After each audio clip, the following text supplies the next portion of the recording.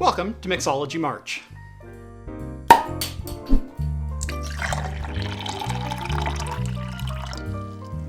Today's video is brought to you by NordPass. Are you tired of trying to remember all your username and password combinations? Have you run out of room on your monitor for more sticky notes? NordPass's user-friendly desktop and mobile applications allow you to easily access all of your passwords on any device. And with their zero-knowledge architecture, your data is encrypted on your own device before it ever reaches their servers. Visit nordpass.com/craft today, and you can take 50% off a 2-year premium subscription, plus get an extra month on the house. That's nordpass.com/craft.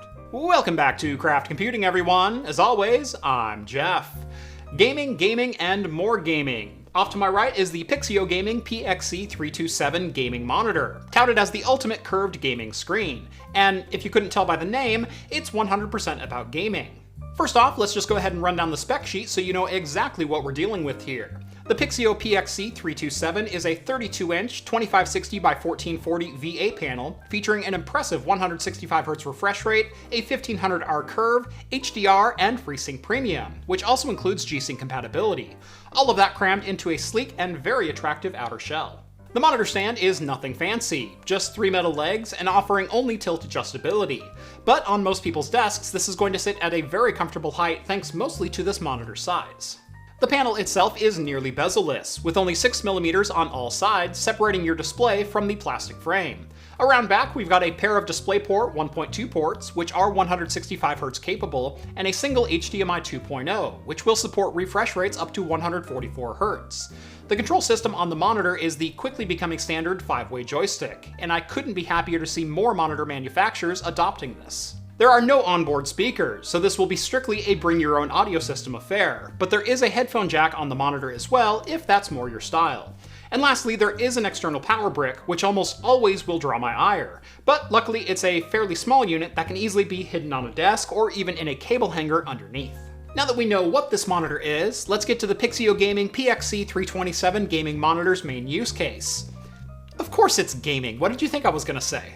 We'll start with the naked eye test, plug it in and see how it works. And this monitor passes with nearly all flying colors. 165Hz versus 144 isn't terribly noticeable, but I might be coming around to the whole 32-inch instead of 27-inch thing. I've always been a person who prefers a higher pixel density screen over a larger physical size. Give me a 21-inch 1080p instead of a 24, a 27-inch 1440p instead of a 32. However, this monitor is making me rethink that stance, at least when it comes to gaming monitors. Again, speaking to performance, the 165Hz on this panel is buttery smooth, but with a couple of drawbacks, and I'll get to those in just a minute. With FreeSync enabled, there wasn't a hint of tearing or stuttering, and that was tested with both an NVIDIA 2070 Super and an AMD 5700 XT. A quick note though, like many other Pixio monitors, you will need to enable FreeSync in the monitor's configuration before your computer can use the feature. You can find it under the gaming menu, along with the option to enable HDR.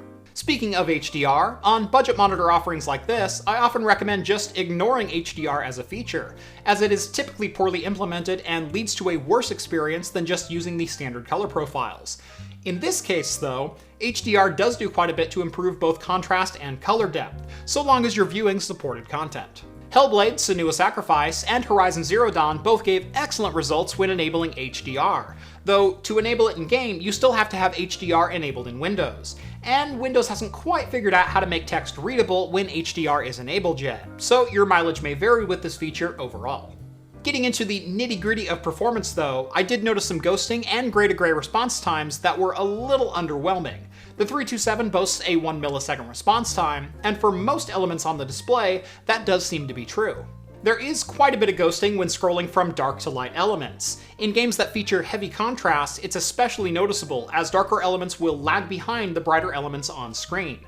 This is something I've not seen before on previous Pixio panels, even in their other TA or IPS screens. While it's not a deal breaker in general gaming, when playing Twitch shooters like CSGO or high-speed games like Rocket League, it was just a little bit distracting.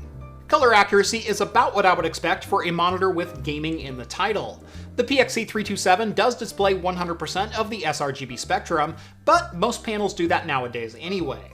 Getting into the Adobe RGB space, which is what you'd be calibrating to for any serious video or photo work, it's much less impressive, with only 83% of the space covered. So while there are some flaws with this monitor, I'm actually really impressed with the immersion factor of this screen. As I mentioned, the 32-inch size isn't the most pixel-dense panel you can get. However, the more aggressive 1500R curve fills pretty much every single bit of your field of view when you're sitting around 2 feet away from it.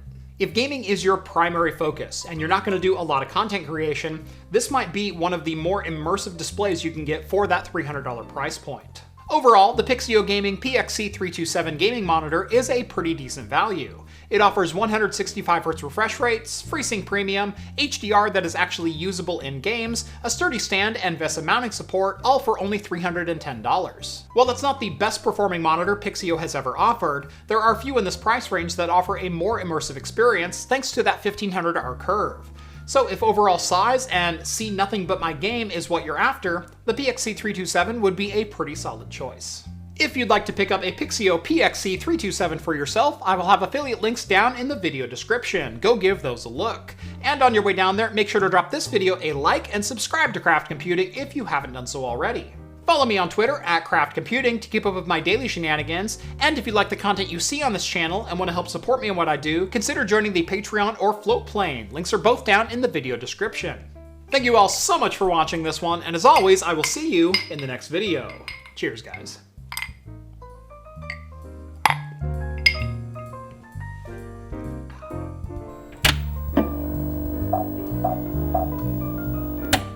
And today, I'm drinking an old-fashioned. What better way to kick off Mixology March than with my favorite drink and one of the classic original cocktails. The way I make my old-fashioned is with 3 ounces of a 100% rye whiskey, 3/4 ounce of simple syrup, 2 to 3 dashes of an aromatic bitters. In this case, I used a barrel-aged bitters from the Bitter Housewife, and then a swath of orange peel, which you mist over the top, run around the rim of the glass, and then drop inside. And yes, all 3 of those steps are required without orange to really bring this drink alive. Now this is the rye that I chose to use today, and this is the Resignation Rye Whiskey from New Basin Distilling in Madras, Oregon. So locally grown, locally distilled. It's a whiskey that I have never seen before. In fact, it's a distiller that I've never seen before. I think they are fairly recent. This was aged for 15 plus months in New American Oak, and what I do like is in pen on the side of each bottle is the batch number and the bottle number. So I think this is a fairly new and fairly small distiller here in Oregon. At New Basin Distilling Company, we resign ourselves to the finer things in life, and to us that is making spirits one way and one way only, our way. Our rye mash originates from our own crops of rye grown on our own land here in Madras, Oregon. So pull up a stool, that old crate, or just settle down around a fire. It's time for a drink. I will say, this definitely has a bit of a young taste to it. There's quite a bit of sour mash still kind of left in the flavor, but there's this rich caramel that is just so good. And it's a sweetness that you usually do not get in a rye. It's usually reserved for bourbon. So whatever their mash bill is, this is definitely not a 100% rye. It doesn't say 100% rye. It just has to be 51% or more rye.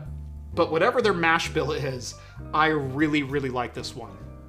It's got some of the peppercorn that you get from a real good American rye whiskey, but there's also these really sweet notes that are usually reserved, like I said, only for bourbons.